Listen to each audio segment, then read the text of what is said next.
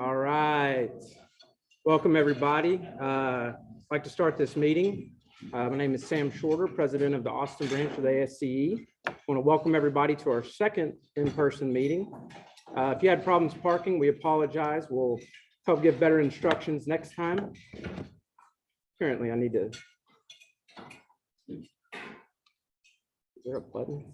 Y'all can hear me. And so hope y'all have had a great spring. It's very active this year. We've got a lot of events coming up. Tomorrow we have our branch continuing education conference. Hopefully you can attend. We have some great speakers planned. And then on the 30th, we're going to have our community service event at the Capital Area Food Bank. And there's some other opportunities as well. And do want to let you know that there's opportunities for boards and commissions. If you will, reach out to any board member or to Mr. Bradley East. He'll let you hear more about that here in a second. And so with that, we're going to get going, and I'd like to call up anybody who's going to give any announcements.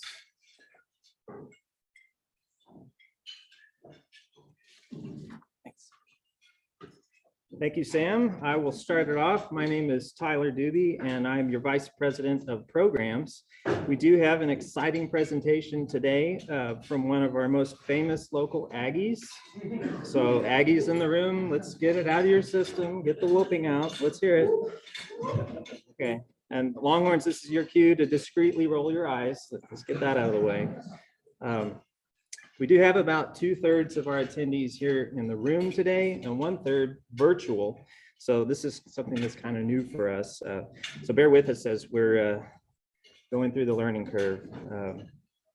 This is our second time at Balcones Country Club. So like we mentioned with parking, give us the feedback. We've got our email addresses up here, the good, the bad, and the ugly. We're trying to learn. But I am excited about the crowd that we have here in the room and the virtual attendees, because it's a signal that we're back. And it's something that I think that we've all been looking forward to.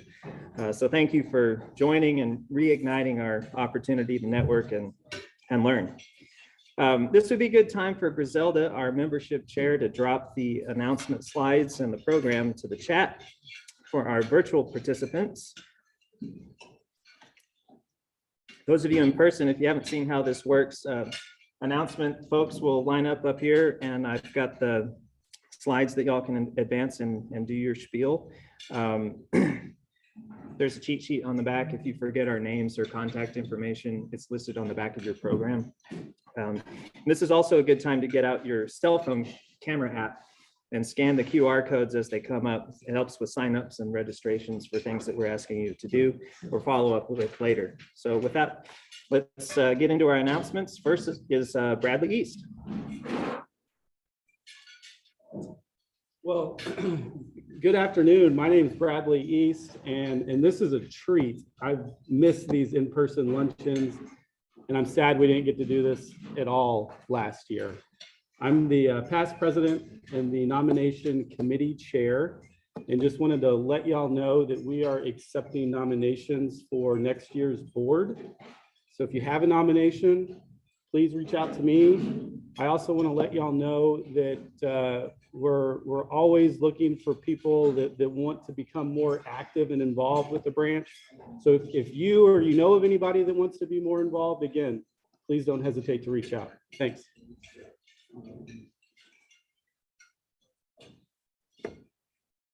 Next, community service.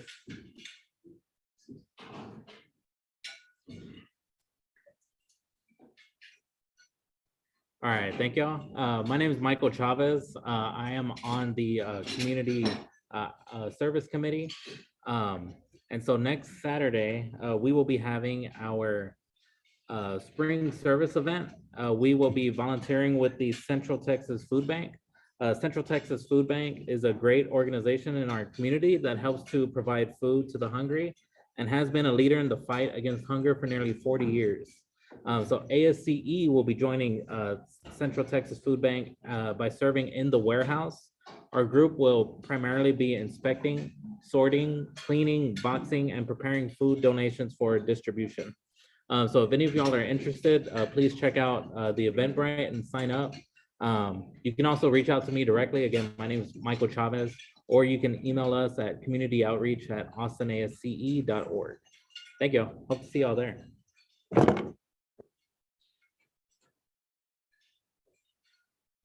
Hello.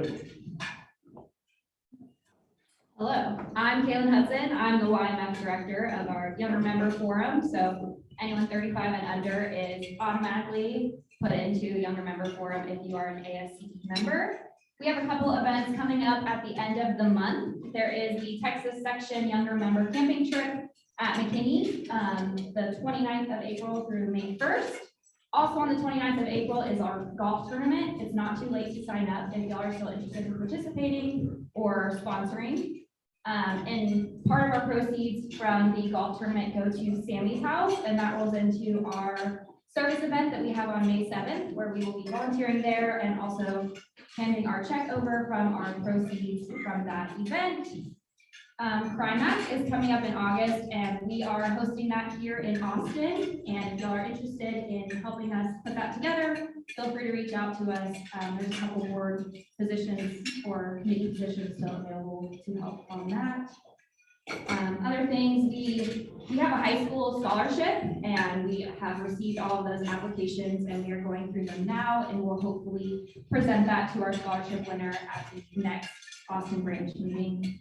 We are also looking for board members on our YMF board. If you're interested, we have a lot of cool positions. We do a lot of awesome events and really stay involved in the community. So reach out to me, find us online, follow us on social media. And thanks, guys.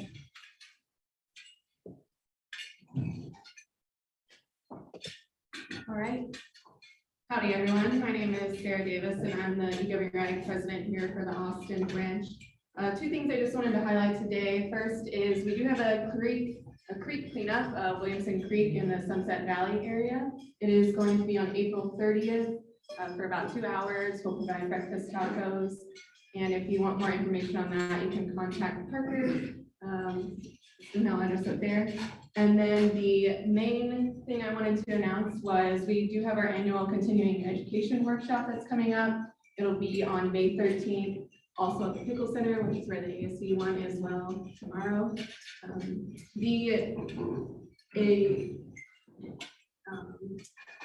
is financing for a sustainable future, project planning, funding, and implementation. So while it is water and environmental focused, I think financing is applicable to a lot of projects that we do. We'll have speakers from the Water Development Board, Texans by Nature, City of Austin, FEMA, GBRA, and Bastrop County. So if you're interested in that, you can sign up at the code there, and we will be publishing the agenda either today or tomorrow. So be on the lookout for that.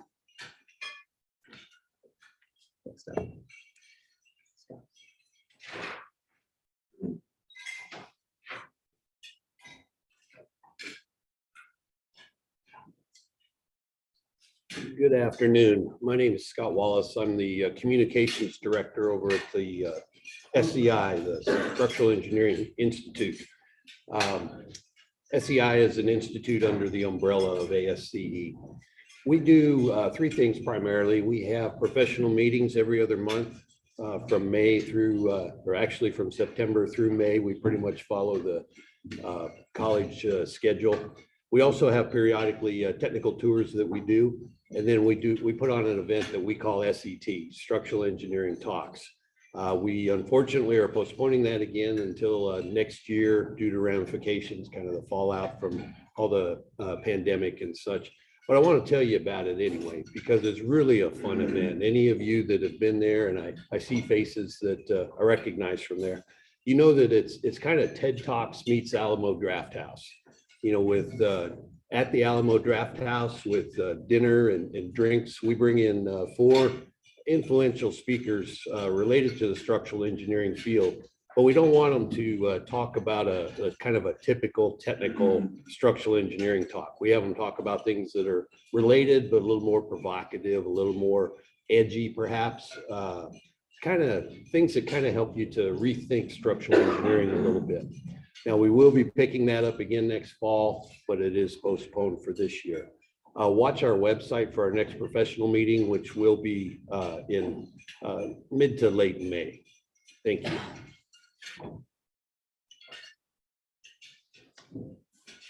Hey everyone, my name is Andrew Domke. I'm the co-chair for CECon this year. And how many of y'all have been to a CECon?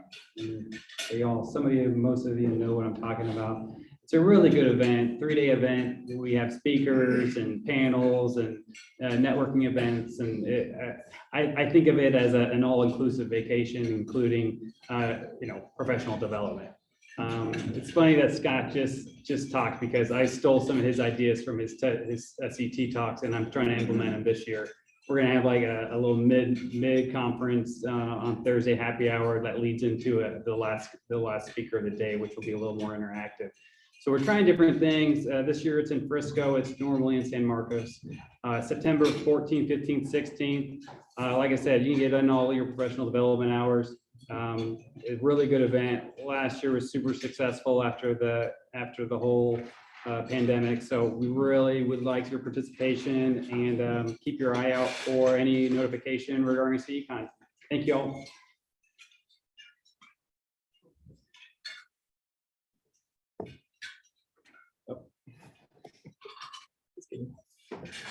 Thank you. Good morning. My name is Griselda. I am the membership and social media chair this year.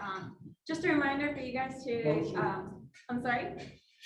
Closer? Okay, I'll redo that again. My name is Griselda. I am the membership and social media chair for this year. Just a reminder for you guys to check us out on social media. We have a YouTube channel where we upload our meeting recordings, like this one will be uploaded tomorrow. Follow us on Instagram, Facebook, LinkedIn to catch up on all of our flyers and events.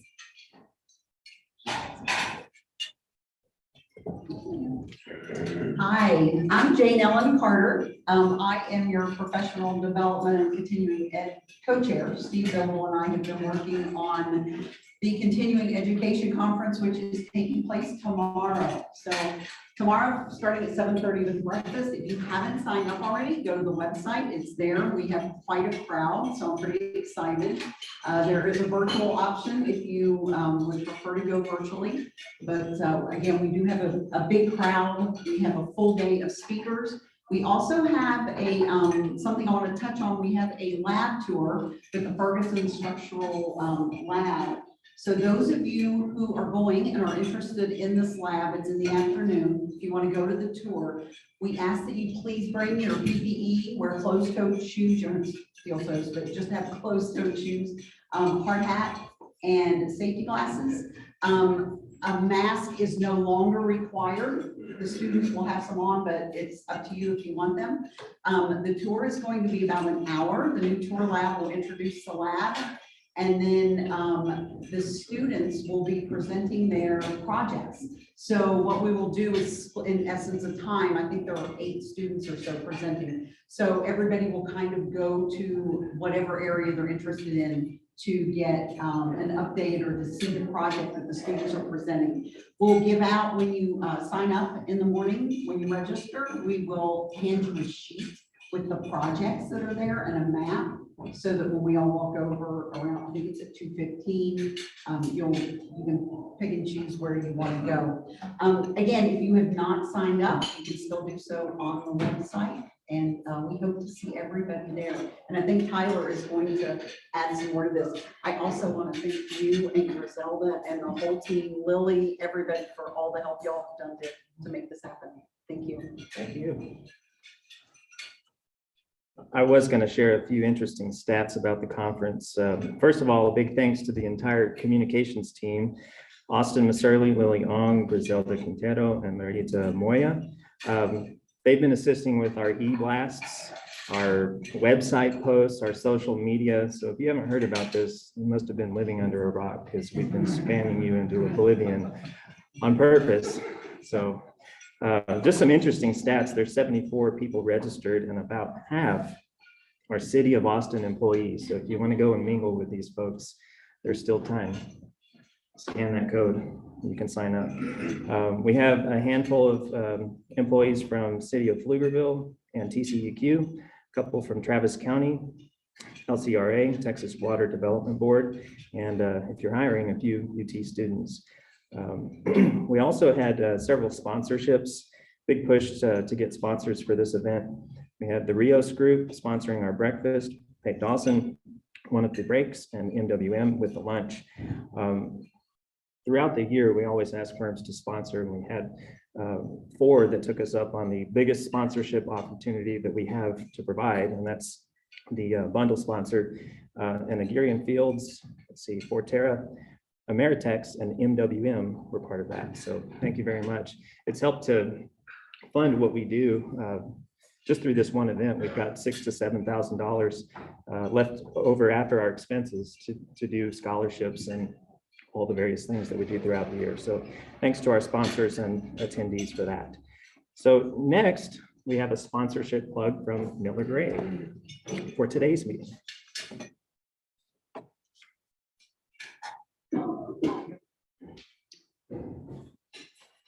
Thanks, Tyler. I think I'm the last. I'm between the main show, so I'll be brief. Miller Gray, we're really excited to be here, mostly because I'm proud that we have our very own Sam Shorter, who's currently president of ASCE. And I've heard her name probably 3 or 4 times now, but our very own Griselda Quintero as well. So Miller Gray, we are a WBE Hub certified firm for general civil engineering shop. We provide permitting and site development, as well as water and wastewater, utility work, and stormwater management. We're very grateful to be here today because we can sit in one room and network, but also because the chapter brings folks like Mike to share with us the needs for infrastructure so we can see those opportunities and hopefully get engaged and support this growth that we're all bearing witness to in this town. So thank you for the opportunity to be here.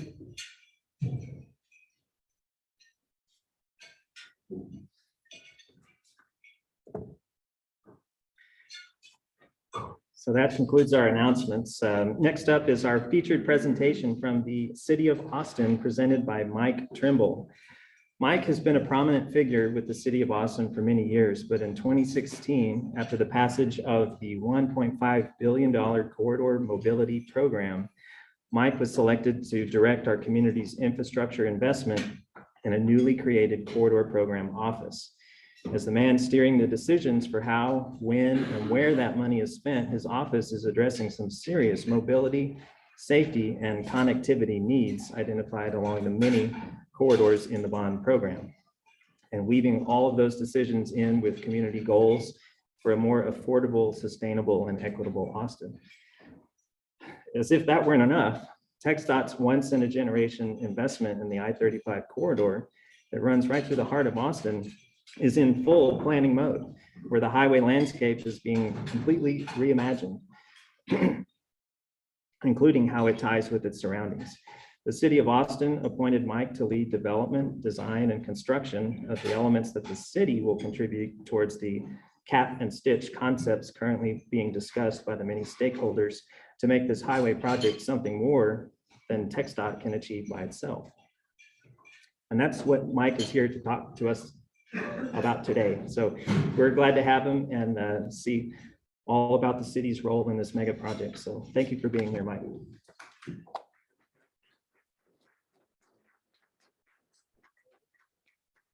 All right, well, good afternoon, and thanks for having me at the ASCE luncheon. And you guys have the dubious honor of being the first luncheon presentation I've done post-pandemic. So I'm gonna tell you now, I'm gonna be a little rusty, probably gonna stumble and stutter and all that stuff, but I'll do my best to get through it. And I do want to start before I get into this.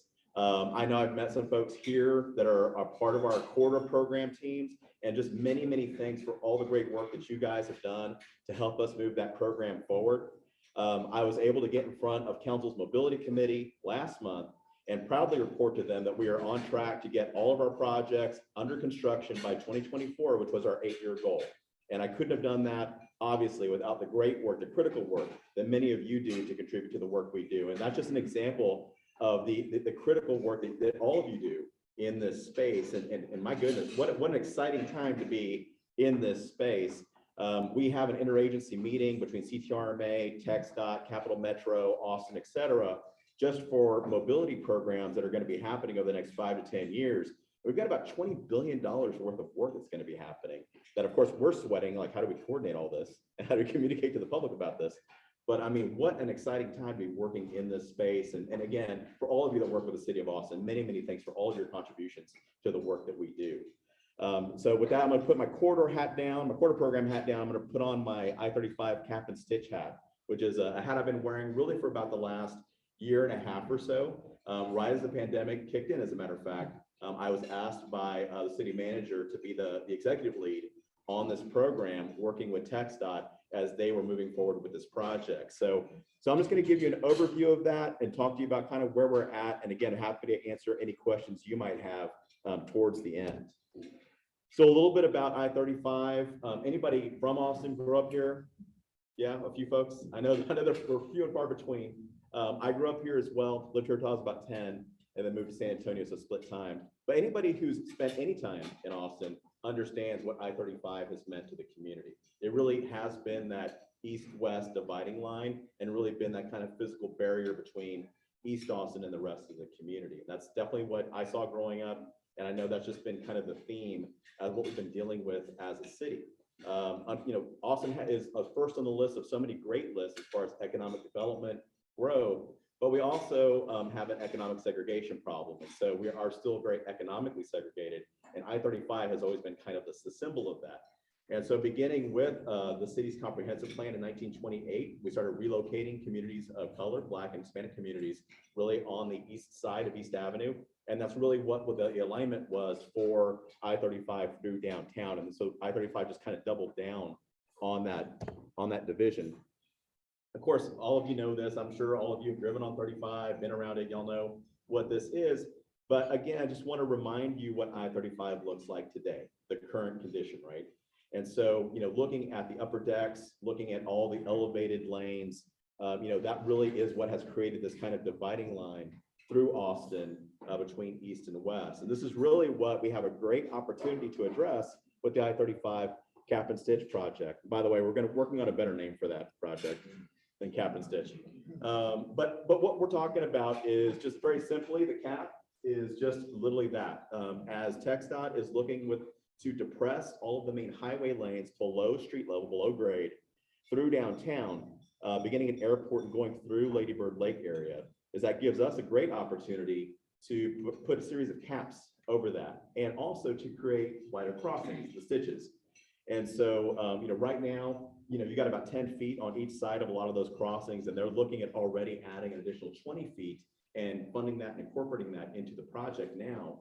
And so that'll already provide some much better, much safer, much more comfortable crossings, make them a little more multimodal versus just being primarily vehicular. So again, a great opportunity. This is the opportunity that we looked at as they were getting the project funded.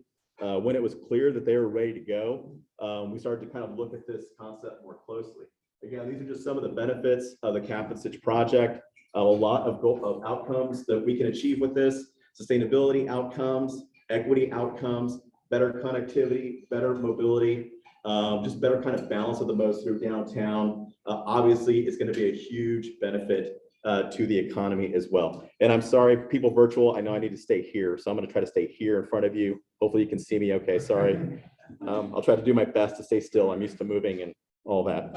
Step over a little bit further, your left, you won't block the screen. Oh, yeah, there we go. Well, I've also got a camera right here, so. You can walk up, hit it, and walk back. Yeah.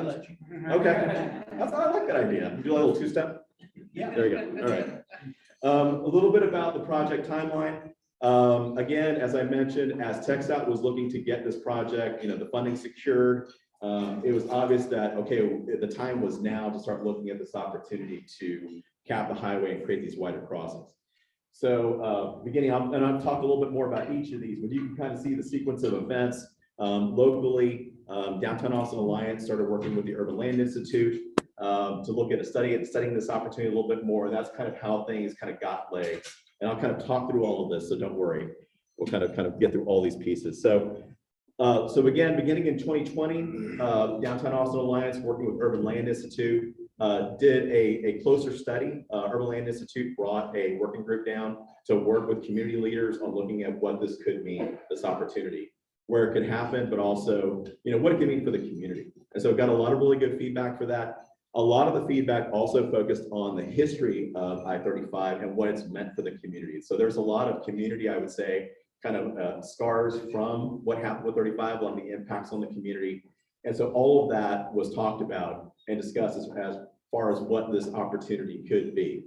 And so this was kind of a high level study. And so, obviously we needed to move well beyond that. And so there was also a set of community conversations that happened with the community after that study was done in spring of 2020. And again, this is primarily focused on talking to the communities around I-35 near downtown, but again, talking about the legacy of 35, what it's meant for the community, but then also what is the opportunity that we have here with creating these series of caps? What could they be? What could they mean for the community, both for the community at large, but also for the communities that have been closely impacted by I-35.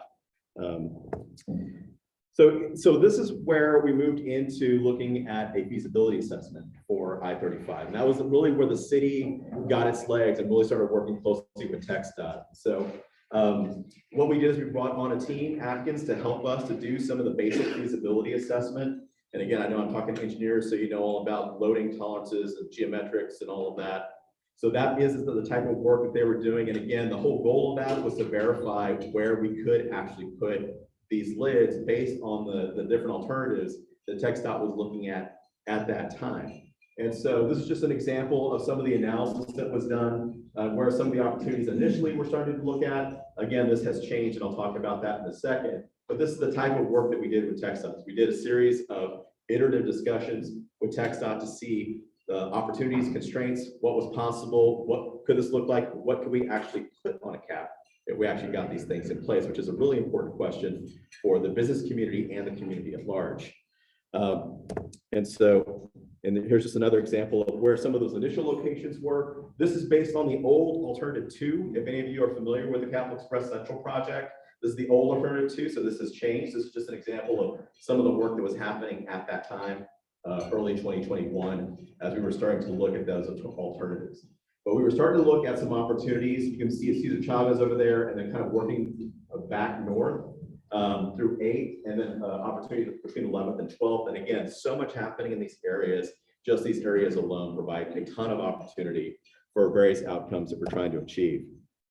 Some of the things that we talked to the community about in December 2021, we did a little public open house. I don't know if any of you saw this at that time, but Atkins was able to develop some concepts based on some of the opportunities and constraints analysis. And again, what's feasible based on the space that we need for the foundation, structures, et cetera. And so what we came up with is, kind of a combination of green space, possible event space, possibly facilities. And so again, for the live audience, just right here on the edges of the cap, there's some building opportunities, facility opportunities, 1-story, 2-story, possibly more. Some of that's going to depend on some of the soils and some of that testing on what's actually possible. So, but that's where we're starting based on working with Txdot. And again, I think one of the things I can safely say is that this project so far has been a great success story in coordination between city and Txdot. And I know a lot of times you don't hear that, but it really has been a great collaborative effort between the teams to work on this project. And I definitely want to recognize the Txdot team, Heather Ashton-Wen, Tucker Ferguson, Susan Fraser, all of them have been great to work with. Just a little bit of closer example, and again, you can see kind of the green space, very polygonal, because this is an open canvas to work with the community on, but just gives you an example of the type of configurations that might be possible on a particular cap. You see a gazebo in this example, possible additional facility space, concession space. Any of you have been to Clybourne Park in Dallas? This is a similar type of configuration. And so those are the types of opportunities right now. And again, we might have some more opportunities for some structures and a little bit more intensive development on that as well. This is an example of a stitch, and I mentioned that Txdot is already looking to incorporate widened crossings, 16 widened crossings in the Capital Express Central project and fund them, which is great.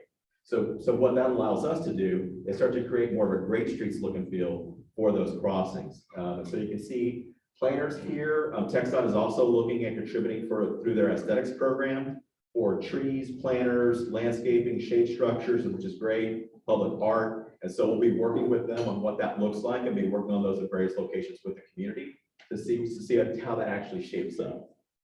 And so this is what came out of really that first phase, just another example there, of the feasibility assessment. Some of the things that we were drawing, just kind of ideas and lessons learned from, as I mentioned, the Clyde Warren Park in Dallas that you guys, some of you have been to.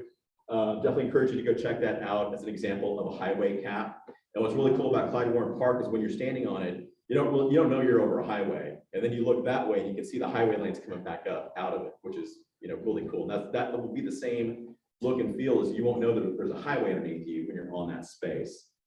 Another space that we've been looking at, again, as an example, is the Columbus Crossroads in Columbus, Ohio. This is a good example of a widened crossing or a stitch. And again, you can kind of see a real life example of those planters, that separation of the modes between vehicles, pedestrian, bike. You can see the shade structures there. There's a public art that was done with the community, which is another great thing to work with the community on and do some things that kind of really tie back to the history and culture of the community. So again, these are the types of opportunities that we think are going to be possible at several locations through downtown.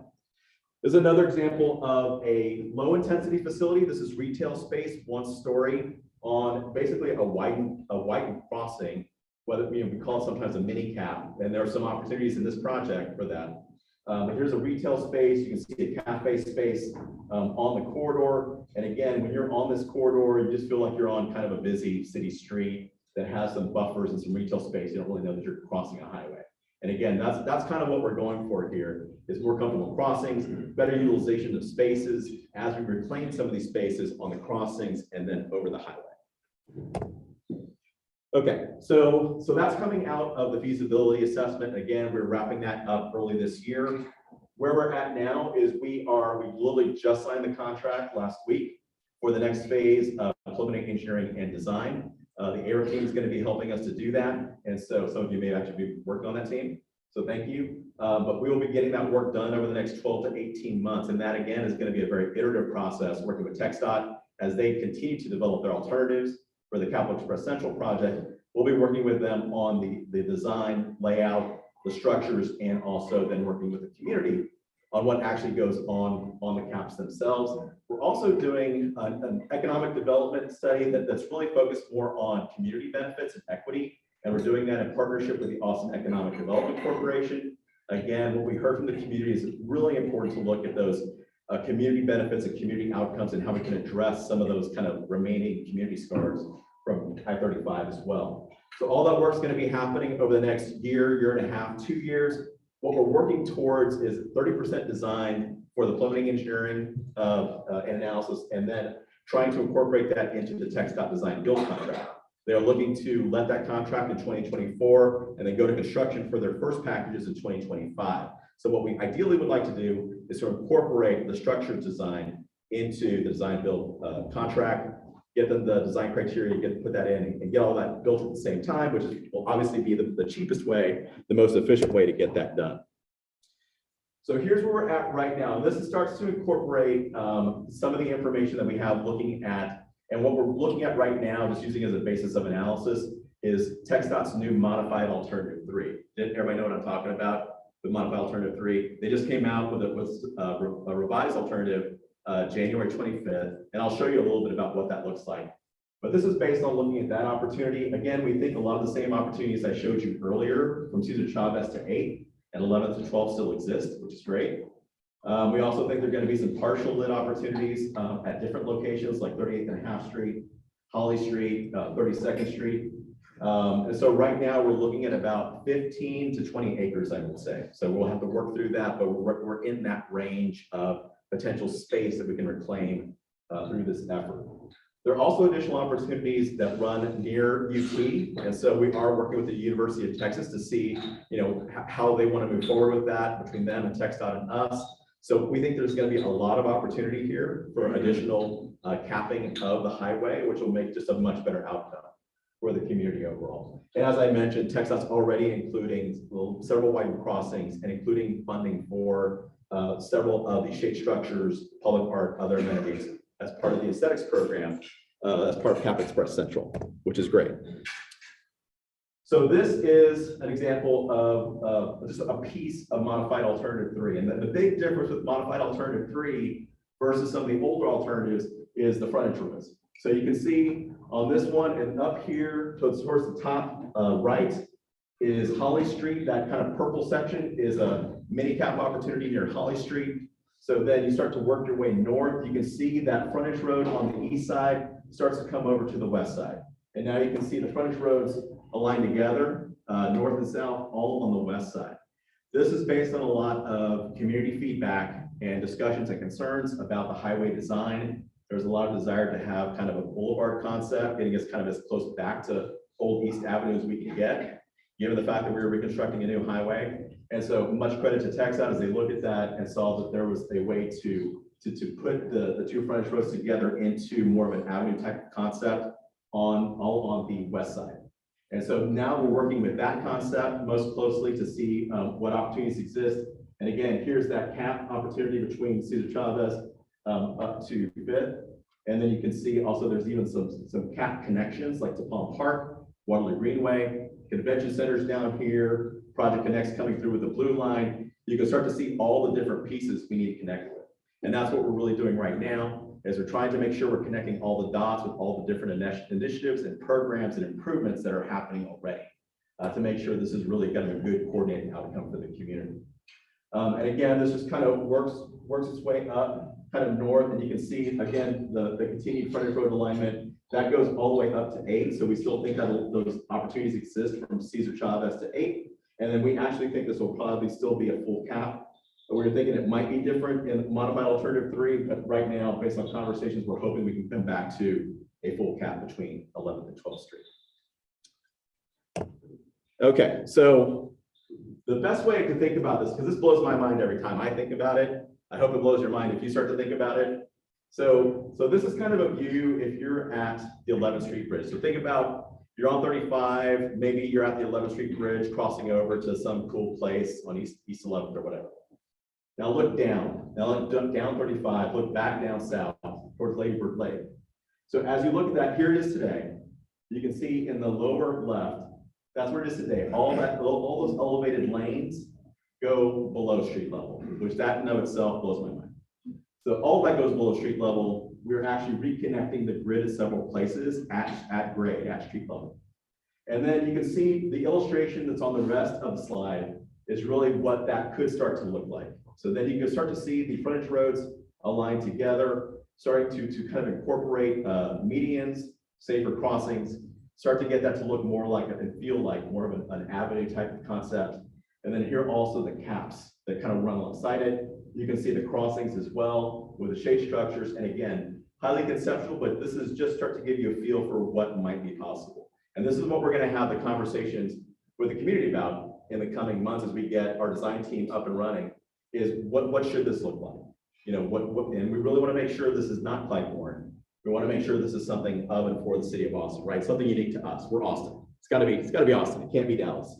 So anyway, so this is what we're working towards and what we'll be working with. And this is based on the modified alternative 3. Cost. Well, there's one slight catch. Sounds great. You're saying, Mike, this sounds great. We'll take it. One small catch, well, we need to fund it. We have zero funding for this right now, as far as construction. So right now we're estimating about $700 to $800 million is what's going to take to get this done. And so what we're also working on over the next several months is to start to put together that funding strategy. And so the infrastructure bill came out. They have a program in the infrastructure bill called Reconnect Communities that is specifically for projects just like this that address the old highway construction program and where it cut off communities from other parts of town. So we're looking at that as well as some other federal funding opportunities, but it's going to be a stack of funding. There's no single funding source, I don't think, that's going to get us all the way there. So we're going to be looking at stacking federal funding potentially with local funding, potentially even private funding. In Dallas, Clyde-Warren has about $50 million of private funding towards it. So, you know, again, we're going to be looking at all of those opportunities, developer opportunities as well. If there's some contributions that can be made from there, we'll be looking at all of that. Really over the next 12 months or so. And so as we start to put that together, then we'll have a better idea of what to focus on as far as what the gap is, what the delta is for funding. So a lot of work that needs to happen over the next 12 to 18 months. I mentioned we're starting preliminary engineering and design. And so this is to give you an idea of the approach, really kind of 3 phases, really get our team up and running, working with the community, kind of revisit modified alternative 3. The Atkins team unfortunately didn't have a chance to really visit that. They're wrapping up their work as the new alternative came out. So we'll have to come back and look at that, update that information, and then we'll start to work more closely with the community on one side, on the surface amenities, and then working really closely with Txdot on the structures. And then as we kind of work through developing those concepts and kind of one informs the other, we'll start to get to 30% project design. And again, this all is going to happen on a very tight timeline, about 12 to 18 months. So again, it's going to be a lot happening in a very short amount of time. I mentioned Txdot project integration. We work very closely with the Txdot team. We meet pretty much every other week. And this is kind of how their environmental phase lays out, which is where they're at right now. They're pencils down right now on their alternatives, and they're doing their impact analysis right now. And so you can see we're working very closely with them on and meshing the timelines. And so that really is kind of the key milestones that inform our milestones, is when they need our information and our funding as they look to get on the other side of their environmental decision, and then also get to procuring their design build contract. So all of that really is dictating our milestones, and that really is the urgency of the time frame that we're working on. But any of you that work with the quarter program, you know that we always work on accelerated timelines. There is nothing that takes a normal amount of time. So that's what we do. So again, for 2022, a lot of work to happen. We'll be working on refining those cost estimates, hopefully some better information as we get our design team on board. A lot of work with Txdot to follow. I mentioned the funding strategy we'll be working on. And I remember there was I think a training on project funding and planning. I might need to take that because that might be helpful in this exercise. And then I mentioned that study that we're doing on equitable development with Austin Economic Development Corporation as well. So a lot of work is going to be happening over the coming months. You'll see information coming out on where we're at and what we're doing at different points. Definitely want to make sure we're keeping the community updated about everything that's happening. And definitely, I'm always happy to come back and talk to ASCE about what's happening. So I would love to come back and when we get further down the road, give you an update on all the great work that's happening. If you are interested in finding out about what's happening more closely and following this, we do have resources, and I have them in the presentation. I'm sure we can make that available for y'all as well. But we do have a project page. Downtown Austin Alliance has one. We have one. But we have a lot of information that's also available. So with that, I think I'm done. So thank you so much again. And any questions? Do we take questions now? Yeah, if there's questions from the floor, please ask, and we might have some collected in the chat as well. Griselda will. Yes, sir. The cost estimate that you have for $700 to $800 million doesn't look realistic. Any comments on that? Not sure that you're wrong. But again, that's based on, so here's what that's based on. High level, we don't have a lot of information about what we're putting on the cap, right? We don't have a lot of information about the actual design structures. What that information is based on is a couple of things. One is what it costs to do Clyde Warren Park and what they're looking at for the structures for Southern Gateway in Dallas, which is the project that Txdot's working on right now. So what they did is they extracted some of that information and used that to estimate what the cost would be based on the acreage that we're doing. So right now, working with about 15 acres, looking at Clyde Warren, looking at Southern Gateway, that's how they got to that. So right now they're in the range of about 300 million, 400 million for the structures based on that. And then for the surface improvements, that really is a swag right now because we need to know what we're putting on the surface. It cost Clyde Warren about $300 per square foot to put all those amenities in place. We're estimating $400, just again, escalation, everything else. But again, right, how realistic or unrealistic, we don't know because we need to figure out more what we're going to put on the caps and then what those structures actually look like, you know, given our context, given our environment. So, right, we're going to be updating that information and those costs and hopefully have more information on that on the other side of summer once we get Eric going. Yes, sir. Since you're from San Antonio, are you familiar with the overpass that's put in place for Harry Park? And have you got a cost on that cost for those? I'm not as familiar with that one, and no, we haven't. Really, it's just since Txdot district here is trying to learn as much as they can as far as kind of a comparable project. I think the most comparable project they at least they've brought to the table has been Clyde Warren Park and Southern Gateway. Clyde Warren has already been done, so they already kind of know some of the final costs there, but then Southern Gateway, because that's more recent cost. So they can kind of pull that forward a little bit on the structures, because they're actually building that now. I was up there a couple of weeks ago and they're literally putting in the cap structures right now. So those have been the recent examples. So no, we have not drawn from more spot. We should probably go check that out. We're also going to be checking out some of the other caps just in other cities, because there's so many cities that have done this. But it's hard to get a perfect one-to-one comparable of what we're doing here, right? Austin's Austin. And It's in Volker Park, north and south Volker Park. Volker Park? Volker, yeah. North and south. Okay. It's a large vegetation. It's an easy trip. So yeah, sounds good. We'll check that out. Do you have a question back there? Yes, we have a question from Jody. Jody is asking, what are the Txdot goals for increasing traffic capacity? That is a great question. So I will say the question is, what are Txdot goals for increasing traffic capacity? So I will say the primary capacity change with this project is going to be the managed lanes. That's the primary capacity change. Now, you might, again, I didn't have time to talk to about the I-35 project. You may want to have Txdot team come and talk to you about that project. So I don't have that information, but I will tell you the main design change is the managed lanes. That's the primary capacity change that we're looking at, which we think provides a lot of benefit, both locally and regionally. But that is the primary change. How about the boulevard? Boulevard, yeah, it's going to change capacity, but mainly configuration on what the local system can hold, and then how that ties back in. We're still looking at that because it's pretty new. So we are just starting to have conversations with Txdot and the coordination about what that's actually going to mean if we do that kind of aligned frontage road boulevard concept, and then what is that going to mean for the local system? And that's part of the coordination that we need to do over the coming months as well. Yes, sir. You and then you.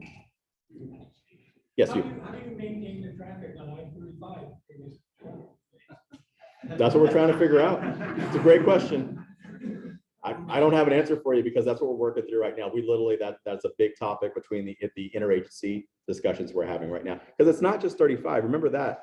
It's not just 35. We have Project Connect that's going to be happening as well. We also have Porter program that's going to be happening as well. We also have CTRMA that's going to be doing work over there on MOPAC. And so there's a lot of coordination that needs to happen. As far as I-35 access, I mean, that's primarily going to be a Txdot, but it needs to be coordinated with everything else that's happening. So yeah, I'm not the one to answer that. I again strongly recommend you have the Txdot team come out and talk to you about the capital expense budget tomorrow at the continuing ed. There you go.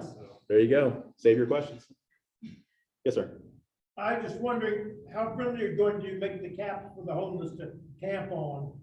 Oh, that's a good question. So I will say this, is that I think as we develop this, we want to be sensitive to all the different populations that are around there and who would be potentially using this. And so we'll definitely be working closely with our housing and planning department, our homeless strategy officer, to figure out how this works best for the community, but also being sensitive to the homeless community as well. So we will do our best to kind of work through all of that, but that is one of the big dots that we're connecting right now. So I mentioned all the dots we're connecting externally, but we also have a lot of dots to connect internally. I mean, when you think about all the departments I need to talk to, Parks Department, Economic Development, homeless strategy, housing and planning. And so that's what we're also doing, is making sure we're kind of pulling all of them to the table. So I'm actually forming an interdepartmental team to work on with us and the ARIP team as we start to move forward into design. So very good question. You and then you. I have a question from Ana Maria. Okay. Was the funding mentioned 700 to 800 million only for the construction or design to design as well? Based on the design timeline, it sounded like that might be a separate cost. So the question was, does the 700 to 800 million I mentioned mainly construction, or does that include design costs as well? So we are funding this phase of preliminary engineering and design out of local funding. So this is some of the funding that the city is already bringing to the table just to advance this project. We will probably be seeking additional funding to finish out design for the surface amenities. Txdot, as part of the funding we're getting together for Txdot, that will finish out the design and the design build contract. So the answer is yes, some of that 700 to 800 million will be designed to finish out design for the structures and the surface amenities. I don't want to look at you, you're here. I'm sorry. Yeah, so that some of that funding is design, but primarily construction. But some of this initial preliminary engineering and design work is actually being funded by the city. We also just got a $1.5 million earmark funding through Congressman Doggett's office, which we're also very excited about too, which will also help us to further advance this project. Yes, sir. When you move the northbound frontage road to the west, how do you maintain access to the businesses on the east side?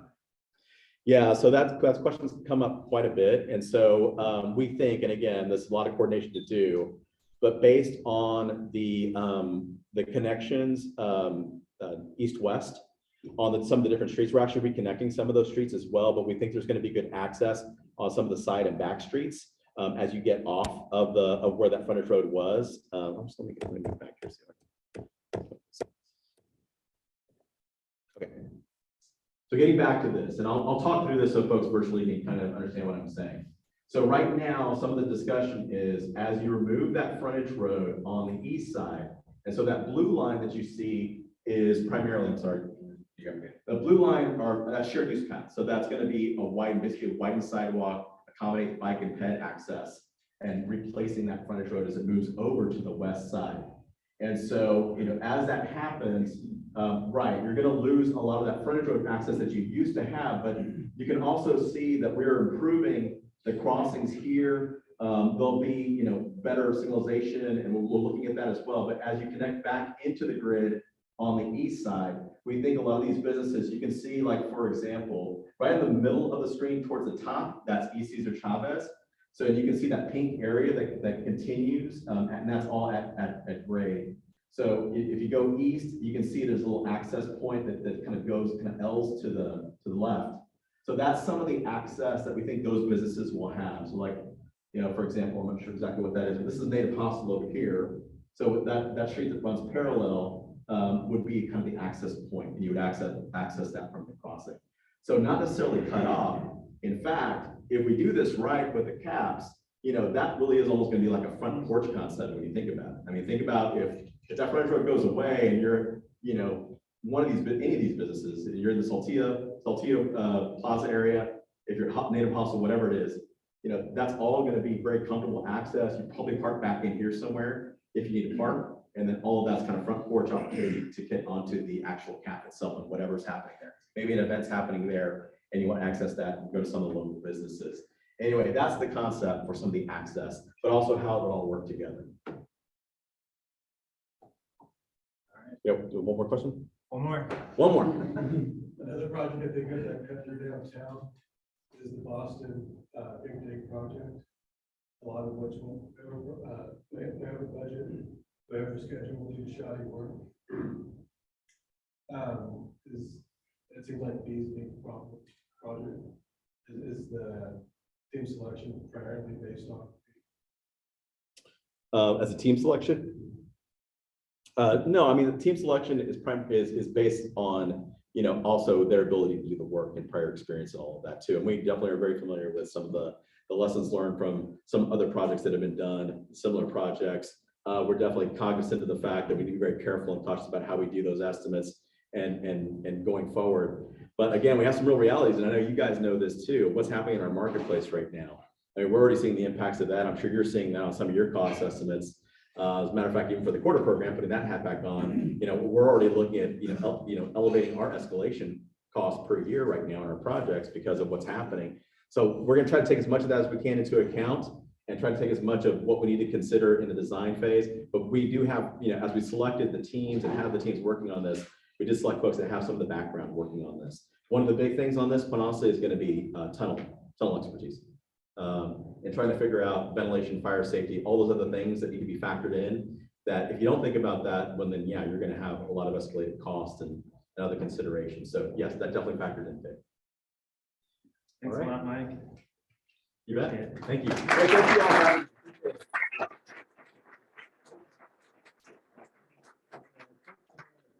We'll have a ASCE tumbler for you. So, oh, thank you so much. Some swag to take back to the office. Appreciate it. Just a curiosity, with the new boulevard that's going to go in, it's going to look and feel totally different from what's there now. Is this a new street naming opportunity for the city? Probably, yeah. I can't think of anything less interesting than Northbound frontage road. That We'll definitely have to go with the better name. And like I said, we'll have to go with the better name for this project also. Well, thank you. Thank you so much.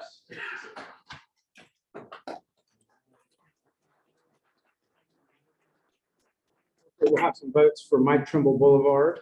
So I had some notes here. We usually say don't Dallas my Austin, but it sounds like we're distinctly trying to do something different and amazing and transformative. And so glad we have capable people like Mike to be able to do that, and the engineers in this room. So thank you.